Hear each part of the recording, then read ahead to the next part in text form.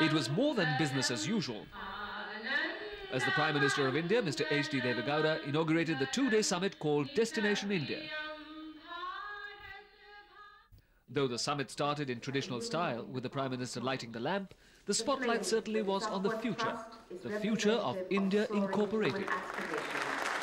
The prime objective of the summit was not to hard-sell India, but to assure the world about the continuity of reforms. There was a clear attempt on behalf of the government to dispel any doubts whatsoever from the minds of global investors. The presence of the Prime Minister on the occasion put a stamp of authority on the seriousness of their intentions. We have enlarged the scope of the automatic approval process majority ownership in select industries. Various other proposals are also on the way of further liberalize the foreign investment rules and procedures, and to put in place general and sectoral guidelines for ensuring transparency in decision making. We will also continue simplifying procedures to speed up the decision making. Taking advantage of the distinguished gathering, several policy initiatives were announced by the United Front government at the summit. The government also assured the foreign delegates that transparency and speed will be the key to their approach to liberalization. We will give the topmost priority for the question of transparency, and there is no question to suppress or to hide anything which is going to give any sort of suspicion in the mind of the investors. With this, the entire backlog of pending proposal has been cleared.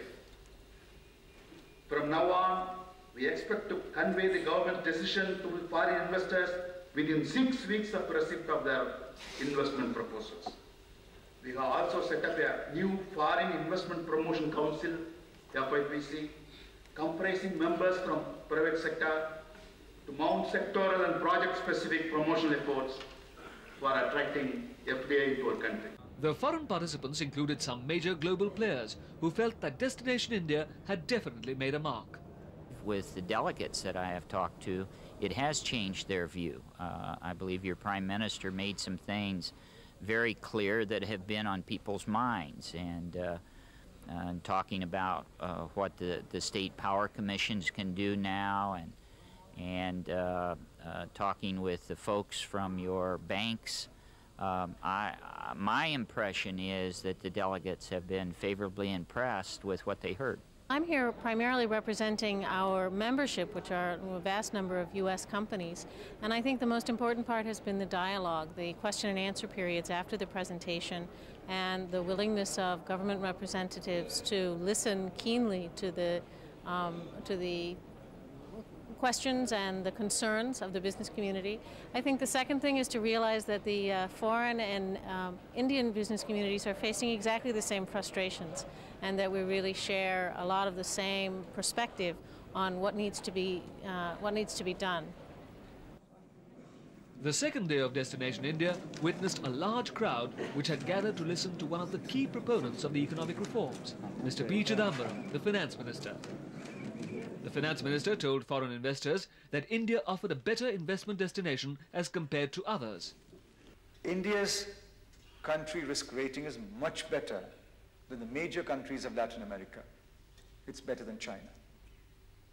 We have climbed the ladder slowly but surely. We still have to overtake some other countries, and among them are Indonesia, Colombia, Poland, Czech, Portugal. We are determined to do that. We will listen to you very carefully. We will respond to you purposefully. Mr. I.K. Gujral, the Minister of External Affairs, gave the audience his vision for India as a fulcrum of the emerging global economy. If India can act as a hub, on the one side the East, on the other side the Indian Ocean, and then the Central Asia. And if you visualize this, and have a look at the geography, and look at the map of this region, then you look for yourself a new type of a situation, that is, you find vibrant economies, you find vibrant market, and you find vibrant resources. Spread over sectoral discussions, one-to-ones, speeches, and also over lunches, The summit has definitely given everyone a chance, right from policymakers, the foreign investors, to the corporate sector, to understand each other better. Global Summit was an interesting opportunity for networking, was an interesting opportunity to see the major players of government. In a plenary session, I speak about, in particular, Chidambaram, who really impressed me. It was very useful. I'm from Germany, and we try to get a business here in India, and it was very helpful, especially yesterday, the information from the political side. Yesterday afternoon, to get information about companies which are here. Experts believe that the delegates will certainly carry a positive message back home, and this will go a long way in catapulting India high onto the priority list of global investors.